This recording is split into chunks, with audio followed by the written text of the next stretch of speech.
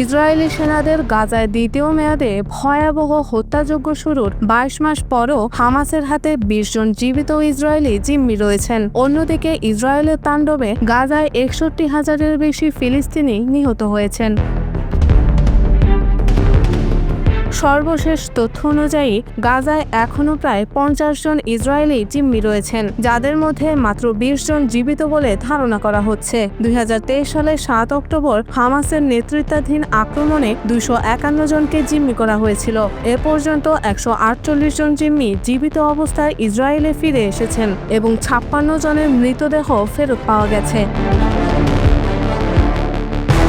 Hamas ও ফিলিস্তিনি Islamic জিহাদ সম্প্রতি দুজন অপুষ্ট ইসরায়েলি জিম্মির ভিডিও প্রকাশ করেছে, যা ইসরায়েলি জনমতে তীব্র উদ্বেগ সৃষ্টি করেছে। এই ভিডিওতে জিম্মিদের শোচনীয় অবস্থা দেখে নেতানিয়াহু ব্যতীত প্রায় সকলেই গভীরভাবে উদ্বিগ্ন।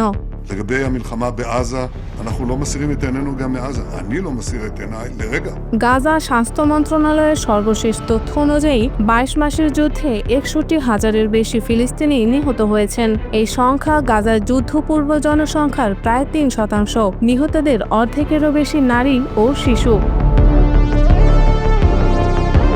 একটি স্বতন্ত্র গবেষণায় অনুমান করা হয়েছে যে আঘাতজনিত মৃত্যুর সংখ্যা প্রায় ৮৪,০০০-এর কাছাকাছি হতে পারে। জাতিসংঘের মানবাধিকার অফিসের যাচাইকৃত তথ্য অনুযায়ী আবাসিক ভবনের নিহতদের ৭০% নারী ও শিশু।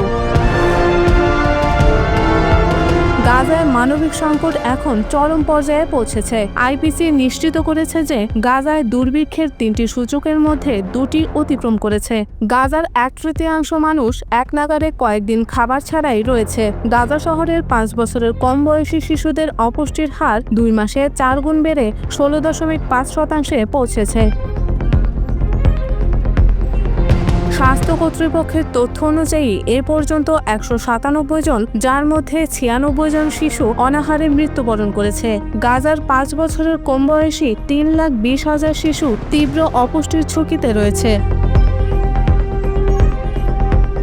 যুদ্ধবিরতি ও জিম্মি মুক্তির জন্য একাধিক প্রচেষ্টা চলমান রয়েছে। ২০২৫ সালের জানুয়ারি মাসে একটি যুদ্ধবিরতি চুক্তি কার্যকর হয়েছিল, কিন্তু মার্চ মাসে তা ভেঙে যায়। সর্বশেষ প্রস্তাবে ৬০ দিনের যুদ্ধবিরতির কথা বলা হয়েছে, যেখানে হামাস ১০ জন জীবিত ও ১৮ জন মৃত জিম্মি হস্তান্তর করবে।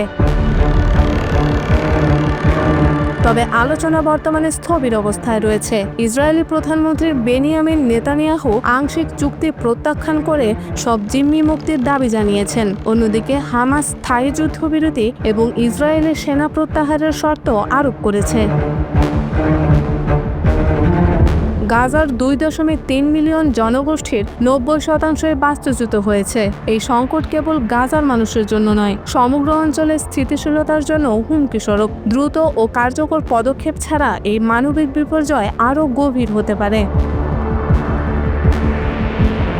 গাজার বর্তমান সংকট সমাধানে তাৎক্ষণিক ও স্থায়ী যুদ্ধবিরতি, সব জিম্মির নিঃশর্ত মুক্তি এবং নিরবিচ্ছিন্ন মানবিক সহায়তা প্রবাহের প্রয়োজন। আন্তর্জাতিক মধ্যস্থতাকারীরা উভয় পক্ষকে আলোচনার টেবিলে ফিরিয়ে আনতে অব্যাহত প্রচেষ্টা চালাচ্ছেন।